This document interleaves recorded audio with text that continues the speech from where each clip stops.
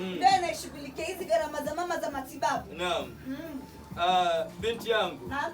Asante sana kwa kumleta mama yako nyumbani. Amenieleza yote. Karibu baba. Wajua niliona nitafute tu nafasi niweze kuleta hapa. Katika hali yake hii haitaji hizi vuta za barabara wajua. Ni kweli ni kweli. Lakini binti yangu, mbona hivi? Mbona vipi tena? Mbona waonekana ni kama umekuwa mwembamba kuliko hapo awali? Kwani unaumwa? Kwani lazima kuna jambo linakunyima furaha?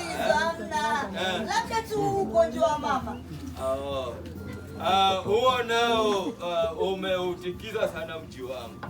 Ungeweza kuondoka, ningepiga vinja na vigelegele. Basi laita utaondoka. Mama ataweza kuishi kwa madawa miaka yake yote. Naam.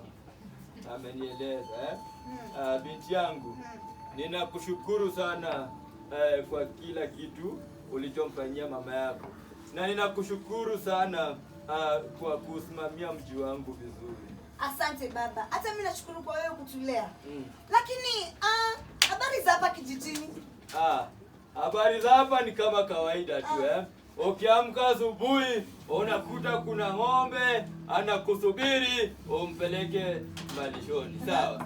Baada ya ng'ombe unakuta vile vile kuna kuku wanakusubiri usafishe kinyesi na watoe nje, sawa? Baada ya hapo vile vile unakuta kuwa jiko linakungoja. Uwashe angalau utengeneze chakula tumboni. Naam. Kisha baada ya hapo lazima vile vile pia ufike shambani uangalie vibarua jinsi vinaendelea kule, kwa sababu hata kama umeleta mtu kukufanyia kazi pale shambani lazima uwe pale kumwangalia, la sivyo hata hicho kidogo ulichomuita tengeneza utakuta ameenda nacho chote. Baba. Naam. Hivyo ndivyo hao binadamu walivyo. Naam. Yaani wachache tu wa shukrani. Aswa kama una binti ambaye anafanya kazi mjini, wanadhani kuwa kuna kitita cha pesa unatumiwa kila mwisho. I wish wangeelewa. If wishes were horses, beggars will ride. Baba. Hivi baba kumbuka msao. Ngoja, nisahau vipi Unajua hapa kijijini hakuna mtu ambaye ananikaribia kiakili Nyinyi watoto wangu tu ndio mnanikaribia kidogo tu, lakini hakuna mwingine Unakumbuka mimi ndiye nilikuwa mtu wa kwanza kufuzu kutoka chuoni hapa kijijini Asikia unieka rekodi kubwa sana. Bonge la rekodi Na unakumbuka haukuwa umezaliwa.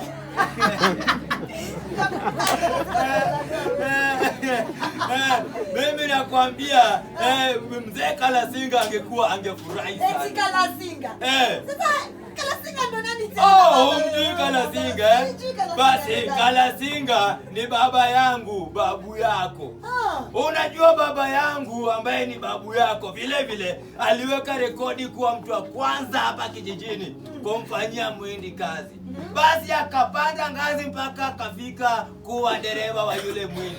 Ikawa kila pale yule muhindi anaenda na yeye. Hapo ndipo akajifunza kuzungumza Kihindi.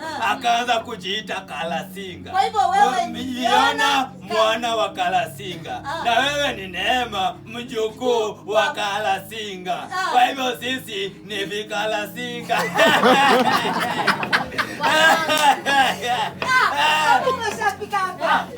Nakwambia babako huwezi mshinda katika mjadala kama huo. Nakwambia yeye anaweza zungumza mchana kutwa. Sababu ni vizuri. Haya basi, Neema, ende ukaandae kiamsha kinywa. Mara moja. Haina haja. Mimi tayari yaona mwana wa Kalasinga nimeandaa. Wewe? Naam. Hivi baba wewe unapika? Nakwambia. Niliamka asubuhi sana kupika. Na unajua lile jiko uliletea kutoka mjini.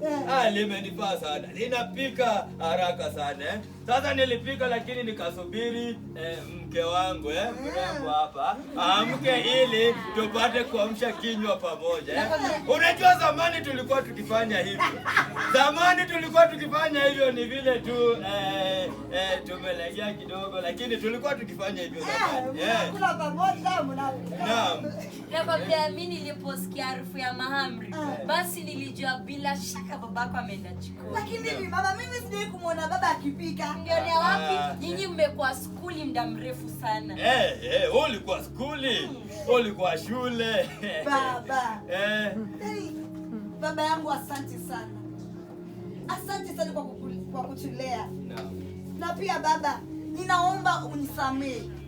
Ninaomba unisamehe kwa kuwa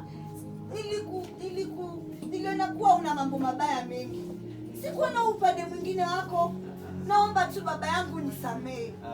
Usijali mwanangu, ni vizuri umeona hivyo, na natumai kuwa wadogo wako vile vile wataona hivyo. Kweli.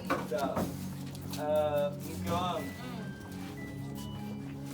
kwanza ni kweli kuwa sikukuwa nimekuelewa vizuri. Sikukuwa nimeelewa ugonjwa wako vizuri, lakini usiwe na shaka. Kuanzia leo mambo yako ni mambo yangu, sawa? Yaani ugonjwa wako ni ugonjwa wangu, sawa? Na tabasamu lako ni tabasamu langu. Niko hapa. Sasa kusema tabasamu lake ni tabasamu lako. Niko hapa baba. Wewe pia una bunju wako. Tosha basi. Sasa mimi nikiwa hapa, mimi si mke wa bunju. Mimi ni mtoto wenu. Haya basi. Na nani kwamba mkengo asina yuko hapa? Au sio? Haya. Mimi nataka kuambia hivi. Baba na mama. Mimi ninawapenda sana.